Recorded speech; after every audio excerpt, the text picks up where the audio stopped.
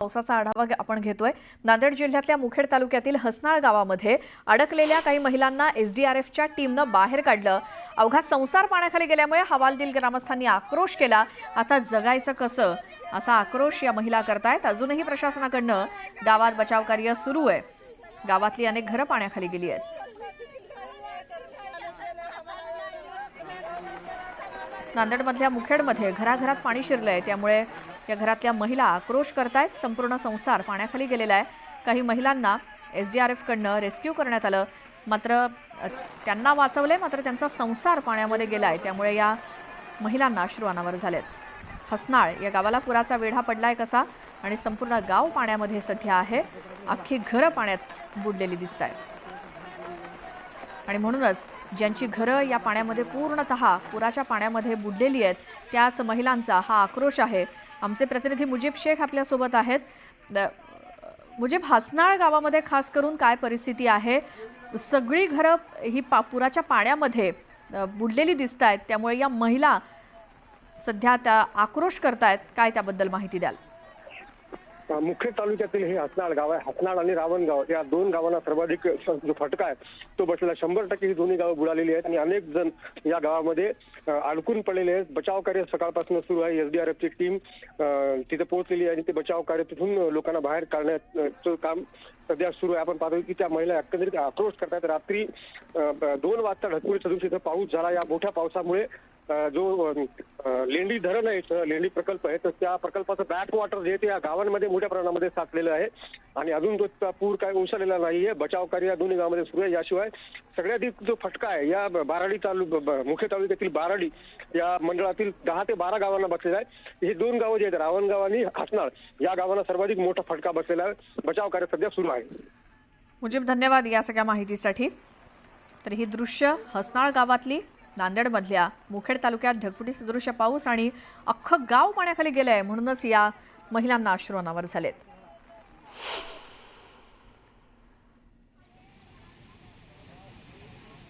तर जळगावच्या रावेर तालुक्यात सातपुड्याच्या पर्वतरांगेत मुसळधार पाऊस झालाय आणि रावेर शहरातनं वाहणाऱ्या नागझरी नदीला मोठा पूर आलाय। अनेक घरांमध्ये पाणी शिरलंय। हतनूर धरण क्षेत्रात झालेल्या पावसामुळे धरण क्षेत्रात पाण्याची आवक वाढली आहे। त्यांना तापी नदी पात्रात सुद्धा विसर्ग सुरू असल्यामुळे यावल तालुक्यातील मध्यम प्रकल्प शेलगाव बॅरेजचे 18 दरवाजे उघडण्यात आले। राज्यात पावसानं जोरदार पुनरागमन केलंय। आज देखील राज्याच्या अनेक भागात हवामान विभागानं पावसाचा ऑरेंज आणि रेड अलर्ट जारी केलाय। राज्याच्या वेगवेगळ्या भागामध्ये 20 ऑगस्टपर्यंत पावसाचा मुक्काम असणार आहे। सोमवारी आणि मंगळवारी तर अतिवृष्टीचा इशारा देण्यात आलाय। काही ठिकाणी रेड अलर्ट जारी करण्यात आलाय। यामध्ये पुणे, घाटमाथा, सातारा, कोल्हापूर, रायगड, रत्नागिरी आणि पालघर या जिल्ह्यांना पावसाचा रेड अलर्ट दिलाय। मुसळधार पावसाची शक्यता आहे। तर कोकणातील पालघर, ठाणे, मुंबई, रायगड, रत्नागिरी, सिंधुदुर्ग, जळगाव, नाशिक, पुणे घाट, कोल्हापूर, सातारा, छत्रपती संभाजीनगर, जालना, बीड, लातूर आणि विदर्भातील अमरावती, चंद्रपूर, गडचिरोली या जिल्ह्यांना पावसाचा ऑरेंज अलर्ट देण्यात आलाय। तर संपूर्ण राज्यभरात पावसानं धुमाकूळ घातलाय। अनेक ठिकाणी पूरजन्य परिस्थिती निर्माण झालेली आहे। काही जिल्ह्यांना रेड अलर्ट तर काही जिल्ह्यांना पावसाचा ऑरेंज अलर्ट देण्यात आलाय। कोणत्या जिल्ह्यांना रेड अलर्ट आहे? पुणे, सातारा, कोल्हापूर, रायगड, रत्नागिरी या जिल्ह्यांना पावसाचा रेड अलर्ट आहे। तर पालघर, ठाणे, मुंबई, रायगड, रत्नागिरी, सिंधुदुर्ग, जळगाव, नाशिक या जिल्ह्यांना पावसाचा ऑरेंज अलर्ट आहे। अनेक ठिकाणी पुराचं पाणी नागरी वस्तीमध्ये घुसलंय।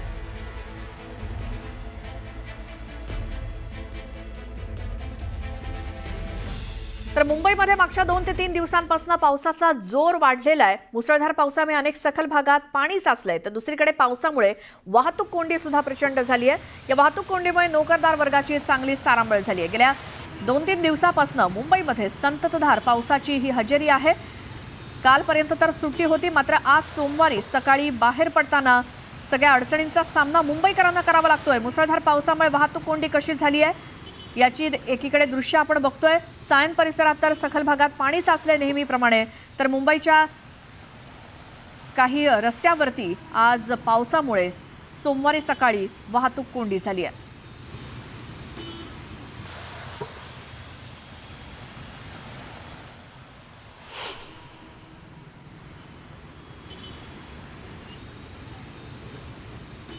तर ही 2 दृश्य आपण पुन्हा एकदा बघतोय मुंबईच्या गिरगाव मधली। तर दुसरीकडे लोकल वाहतूक सध्या उशिरानं सुरू आहे।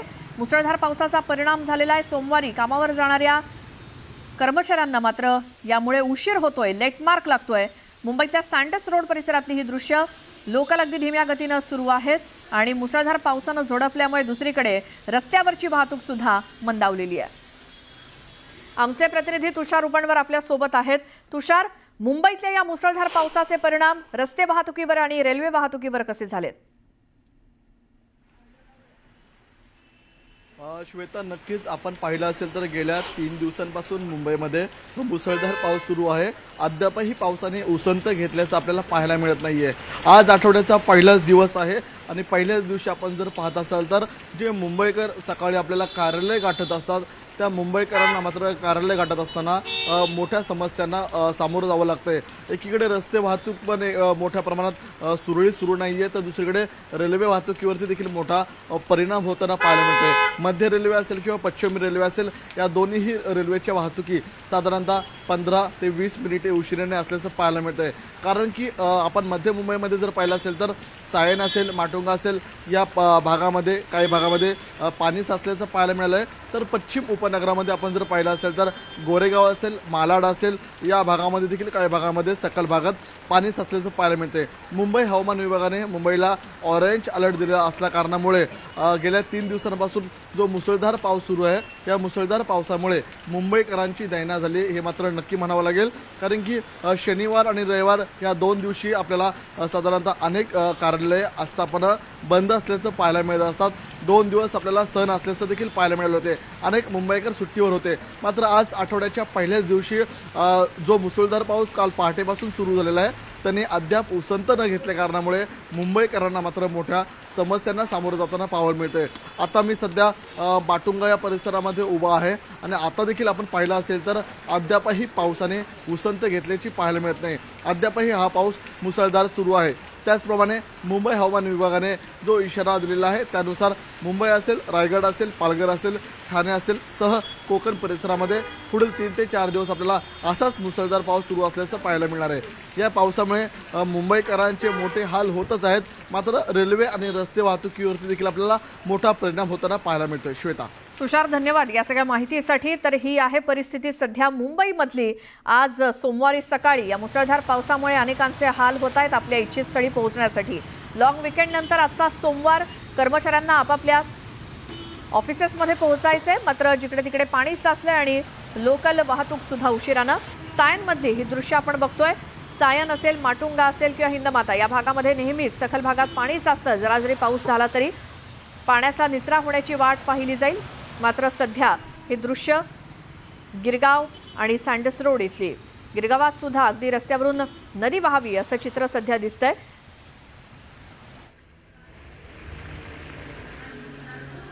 तर आता ही पुन्हा एकदा दृश्य आपण बघतोय ती अंधेरी सबवेची आहेत। या सबवेमध्ये नेहमीप्रमाणे पाणी साचलेलं आहे। पावसामुळे रस्त्याला नाल्याचं स्वरूप आलंय।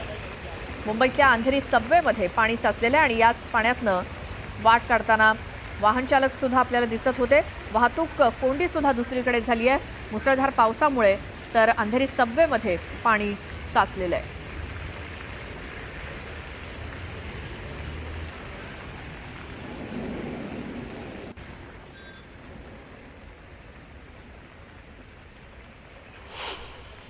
त्यानंतर पुन्हा आता ही 2 दृश्य आपण बघूयात। मुसळधार पावसानं कसं मुंबईला झोडपून काढलंय। गिरगाव मुंबई इथली ही दृश्य, समुद्राला आलेलं उधाण आणि त्याचसोबत संततधार पडत असलेला पाऊस। तर मुंबईतल्या सँडस रोड इथे सुद्धा रेल्वे वाहतूक सध्या संथ गतीनं सुरू आहे। गिरगाव चौपाटी आणि मुंबईतल्या गिरगावमधली ही दृश्य मुसळधार पावसामुळे अगदी ढग खाली आलेल्याचं दृश्य दिसतंय आणि सर्वदूर असा मुंबईमध्ये गेले 3 दिवस हा पाऊस बरसतोय। आज आठवड्याच्या पहिल्या दिवशी लॉंग वीकेंड नंतर आज कामावर जायला निघालेले कर्मचारी देखील त्यामुळे खोळंबलेले आहेत। आज सोमवार आहे आणि त्यामुळे चाकरमानी आज पुन्हा एकदा खोळंबलेत पावसामुळे। तर सायन परिसरामध्ये पाणी साचलेलं आहे, त्याची ही दृश्य त्याच पाण्यातनं वाहनं वाट काढताना दिसत आहेत आणि याच साचलेल्या पाण्यामुळे रस्त्यावरची वाहतूक देखील मंदावते। हे नेहमीचं चित्र मुंबईतलं आज पुन्हा एकदा सलग सुरू असलेल्या पावसामुळे सायन परिसरात पुन्हा एकदा पाणी साचलंय। तर दुसरीकडे वाहतूक कोंडी मोठ्या प्रमाणात झाली आहे एक्सप्रेसवरती। ठाण्यामध्ये सुद्धा सध्या मुसळधार पाऊस होतोय आणि त्यामुळे पावसामुळे वाहतुकीला मोठा फटका बसलाय. रस्त्यावरच्या खड्ड्यांमुळे तर घोडबंदर रोड पुन्हा एकदा जाम झालेला आहे. साचलेलं पाणी आणि रस्त्यांवरचे खड्डे असं दुहेरी संकट घोडबंदर रोडवरनं प्रवास करणाऱ्या वाहन चालकांना सुद्धा आणि प्रवाशांच्या समोर देखील आहे. खड्ड्यांमुळे वाहतुकीला मोठा फटका बसलाय आणि त्यातच या खड्ड्यांमध्ये साचलेलं पाणी, त्यामुळे वाहतूक इथली अत्यंत धीम्या गतीनं सुरू आहे. ठाण्यातल्या मुसळधार पावसाचा परिणाम म्हणून घोडबंदर रोडवरती पाणी साचलंय. एका लेनवरती तर हे सगळे ट्रक जागच्या जागी थांबलेले दिसत आहेत. दुसरीकडे वाहतूक पोलिसांच्या सहाय्यानं ही वाहतूक थोडी सुरळीत करण्याचं काम सुरू आहे, प्रयत्न सुरू आहेत. मात्र घोडबंदर रोडवरची ही दृश्य ठाण्यातल्या मुसळधार पावसामुळे. तर सलग तिसऱ्या दिवशी नांदेड जिल्ह्यात सुद्धा पावसाचा अगदी कहर सुरू आहे.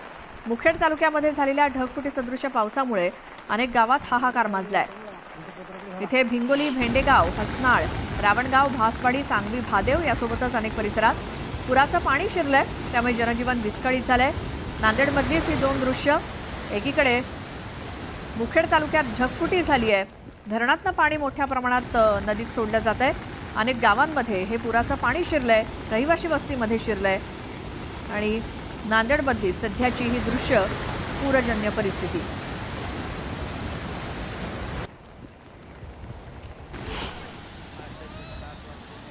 तर नांदेडमध्ये सकाळपासूनच मुसळधार पाऊस होतोय. जिल्ह्यातील मुखेड तालुक्यातील मुक्रमाबाद गावात पुराच्या पाण्यामध्ये बुडून 50 म्हशींचा मृत्यू झाल्याची माहिती मिळाली आहे. तर दुसरीकडे लेंडी धरणाच्या बुडीत क्षेत्रातील अनेक गावात पाणी साचलंय. तर पहाटे या भागात ढगफुटी सदृश पाऊस झाला. भिंगोली, भेंडेगाव, हसनाळ, रावणगाव, सांगवी या गावांना प्रामुख्यानं पुराचा फटका बसल्यामुळे तिथलं जनजीवन विस्कळीत झालंय. पावसाचा जोर इतक्या मोठ्या प्रमाणात वाढलाय की अनेक रस्ते आणि शेती देखील पाण्याखाली गेली आहे. तर अचानक आलेल्या या पूर परिस्थितीमुळे काही लोक अडकल्याची देखील प्राथमिक माहिती मिळते आहे. आमचे प्रतिनिधी नांदेडवरनं मुजीब शेख आपल्यासोबत आहेत.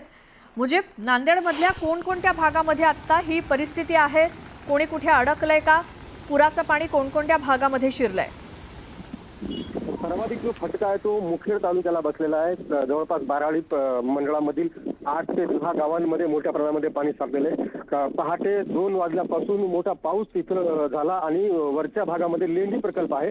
पावसाचं पाणी कमी, मात्र तो लेंडी प्रकल्पाचं जे बॅक वॉटर आहे ते खूप मोठ्या प्रमाणामध्ये या गावांमध्ये शिरलेलं आहे. सर्वात भीषण परिस्थिती रावणगाव आणि हसनाळ या गावांमध्ये. अख्खं गाव म्हणजे 100% गाव, ही दोन्ही गावं बुडालेली आहेत. सकाळी 7 वाजता SDRFची टीम इथं पोहोचलेली. बचाव कार्य सध्या सुरू करण्यात आले. 5 ते 6 लोक वाहून गेल्याची माहिती आहे. प्रशासनाकडून या माहितीला दुजोरा देण्यात आलेला आहे. त्यांचं देखील शोध कार्य सुरू आहे, ते आता सध्या बेपत्ता आहे. याशिवाय अनेक या भागामधल्या गावांना पुराचा आणि त्या लेंडी प्रकल्पाच्या पाण्याचा मोठ्या प्रमाणामध्ये फटका जो आहे तो बसलेला आहे. काही लोकांना अडकलेल्या लोकांना हसनाळमधील लोकांना बाहेर काढण्यात यश आलेलं आहे. अजूनही अडकलेल्या लोकांना बाहेर काढण्याची जे बचाव कार्य ते सुरू आहे. मुजीब, धन्यवाद या सगळ्या माहितीसाठी. सध्या नांदेडमधली ही परिस्थिती आपण जाणून घेतली. मुखेड तालुक्याला सगळ्यात मोठा फटका पुराचा बसलेला आहे आणि रहिवासी भागामध्ये पाणी शिरलंय.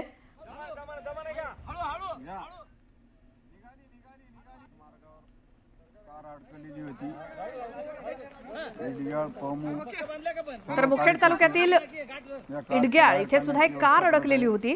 या कारला स्थानिकांनी ट्रॅक्टरच्या साहाय्यानं बाहेर काढलं. त्यावेळची ही दृश्य आहेत. आमच्या प्रतिनिधींनी सांगितल्याप्रमाणे सगळ्यात जास्त फटका नांदेडमध्ये मुखेड तालुक्यात बसलाय. एक कार देखील या पुराच्या पाण्यामध्ये अडकून पडलेली होती. दोरीच्या साहाय्यानं या कारला बाहेर खेचण्यात आलंय ट्रॅक्टरच्या मदतीनं.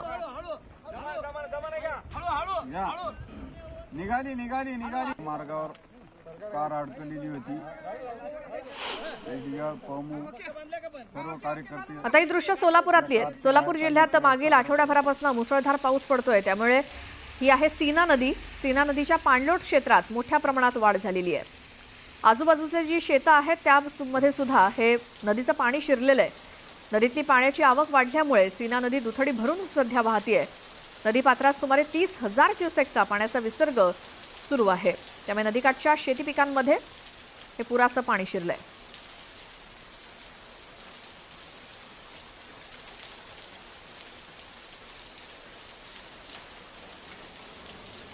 ड्रोनच्या माध्यमातून घेतलेली ही दृश्य आहेत सीना नदीची आणि त्यावरती असलेल्या पुलाची. पुलावरनं वाहतूक सुरळीत सुरू आहे. मात्र खाली सीना नदी अगदी दुथडी भरून वाहते. पात्र सोडलेलं आहे नदीनं आणि त्यामुळे आजूबाजूची जी शेतं आहेत त्यामध्ये पाणी शिरलेलं आहे। या शेतकऱ्यांचं मोठं नुकसान झालंय। मात्र यानंतर वाशिम जिल्ह्यात बघूयात मुसळधार पाऊस तिथे देखील कोसळलाय। पावसामुळे पैनगंगा, कांच, काटेपूर्णासोबतच अनेक नदी नाल्यांना पूर आलाय। जिल्ह्यातील बाळखेड गावाला जोडणारा मार्ग रिसोड मेहकर, धोडप सरपखेड, करडा गोभणी या मार्गासोबतच इतर काही मार्ग पावसामुळे बंद आहेत। त्यामुळे शेतीचं अतोनात नुकसान झालंय।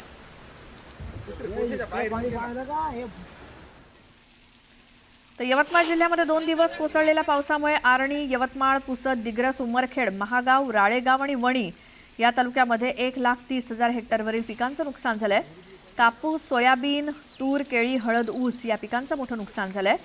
तर अनेक शेतकऱ्यांच्या शेतात तळ झालंय। अक्षरशः कर्ज काढून शेती केली, फवारणी केली, खतं दिली आणि पिकं जोमात असताना पुराच्या पाण्यानं शेतातील पिकांचं नुकसान झाल्यामुळे शेतकरी पार खचून गेलाय।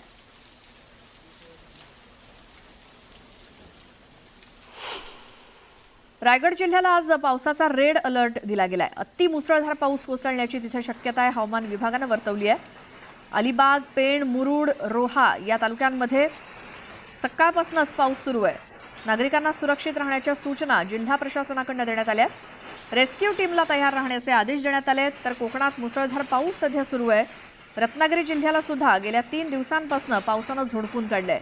किनारपट्टी भागात तुफान पाऊस पडतोय। रत्नागिरी जिल्ह्यासाठी आज पावसाचा रेड अलर्ट आहे आणि संपूर्ण जिल्हाभरात पावसाचा जोर असाच कायम राहील असा अंदाज आहे। समुद्र देखील खवळलेला आहे।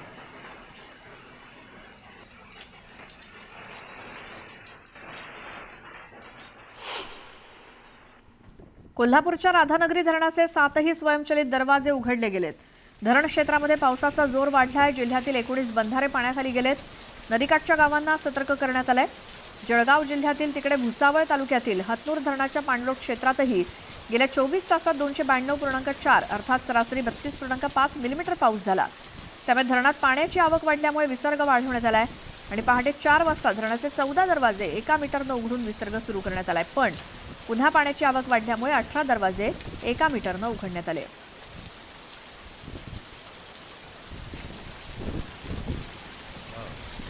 बीडच्या माजलगाव तालुक्यातील सरस्वती नदीनं धोक्याची पातळी ओलांडली। तर नदीकाठच्या घरात सुद्धा पावसाचं पाणी शिरल्यामुळे जनजीवन विस्कळीत झालंय। दुसरीकडे बीडच्या सिरसाळा परिसरातील साबला कवडगाव परिसरात मध्यरात्री एक जीप पुराच्या पाण्यामध्ये वाहून गेल्याची धक्कादायक घटना घडली।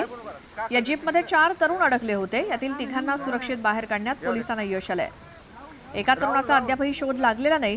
प्रशासनाकडून शोधकार्य सुरू आहे।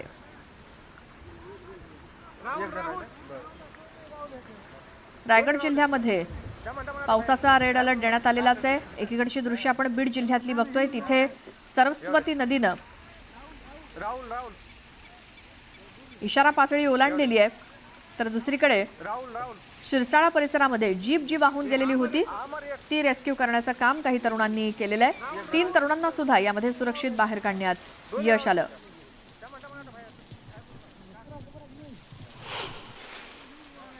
तर सिंधुदुर्ग जिल्ह्यात सुद्धा संततधार कोसळणाऱ्या पावसामुळे नदी नाले तुडुंब भरून वाहत आहेत। मागील 24 तासात सिंधुदुर्ग जिल्ह्यामध्ये 86 मिलीमीटर पावसाची नोंद झाली। सिंधुदुर्ग जिल्ह्याला पावसाचा ऑरेंज अलर्ट आहे। जिल्ह्यातील 4ही प्रमुख नद्या दुथडी भरून वाहत आहेत। या सगळ्या परिस्थितीचा आढावा घेतला आमचे प्रतिनिधी प्रसाद पाताडे यांनी। तर ही दृश्य सिंधुदुर्गातली आणि तिकडच्या नद्या नाले अगदी दुथडी भरून वाहत आहेत। पावसानं तर गेले 3-4 दिवस झोडपून काढल्याचे आणखी जिल्ह्याला पावसाचा अलर्ट देण्यात आलेला आहे आणि त्यामुळे नागरिकांना सतर्क करण्यात आलंय। आता हिंगोलीतली दृश्य आपण बघूयात। हिंगोलीमध्ये सकाळपासून पुन्हा एकदा पावसानं जोर धरलाय। हिंगोली आणि वाशिम इथे हीच पूरजन्य परिस्थिती आहे। औंढा नागनाथ शहरालगत असलेल्या आदी नागनाथ मंदिरामध्ये पावसाचं पाणी शिरलंय। मंदिराच्या गाभाऱ्यामध्ये जवळपास 3 फुटांपर्यंत पाणी साचलेलं आहे। तर वाशिमच्या हिवरापेन परिसरातील पैनगंगा नदीला पूर आल्यामुळे नदीकाठी असलेलं सिद्धेश्वराचं मंदिर अर्ध्याहून अधिक पुराच्या पाण्याखाली बुडलंय।